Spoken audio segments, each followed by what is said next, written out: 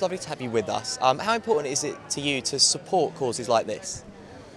Oh, I think huge. Also, it's supporting Lawrence, who we got back a long way, and he's done an amazing job with his charity. So I always like to support Lawrence, and the charity, the foundation, is going really, really well, and I like where the money all goes to as well. So I've been every year since it first started, so it's great to be here again. Well, the event keeps getting bigger and bigger each year. What sort of can we expect in the future? Is the charity going to go from strength to strength?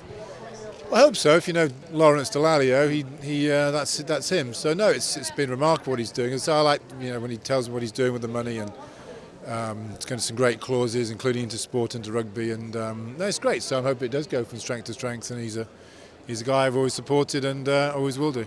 A lot of excitement about the big game at Twickenham tomorrow, of course. How do you think the guys will fare? Obviously, sort of this time last year, they caused a surprise upset. Do you think they can do it again? Yeah, that's why you play sports. So it's just a great game, and I think the first two games have been disappointing as games of rugby. The crowd have been quiet, where tomorrow won't be. The crowd will get behind England, and it'll be just a great game. If you're English, to be in their change room tomorrow will be fantastic, because they're underdogs, but everything to gain, nothing to lose, and hope they can do it again. Of course, 10 years ago, you and Lawrence were involved in the team that won the World Cup. When you look at the team today, do you sort of see any similarities? What excites you about the current England crop?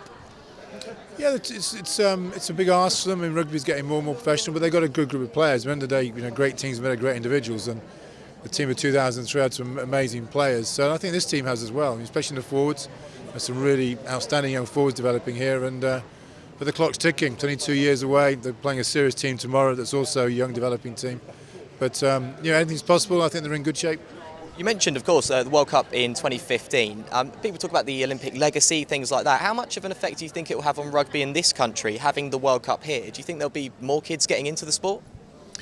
Yeah, I hope so. I think it needs England to go well. From an English point of view, I think we saw that at the Olympics. It wasn't only having it here; it was the team going well, and genuine superstars were created in, Mo Farah and Jessica Ennis and these people. They did huge amounts for people participating in all sports, not only their own sports. So I think rugby was the same thing. Saw that in 2003, the number of people playing rugby went off the radar, following these amazing players. So the same can happen in 2015, but it helps if England win. Yeah, of course.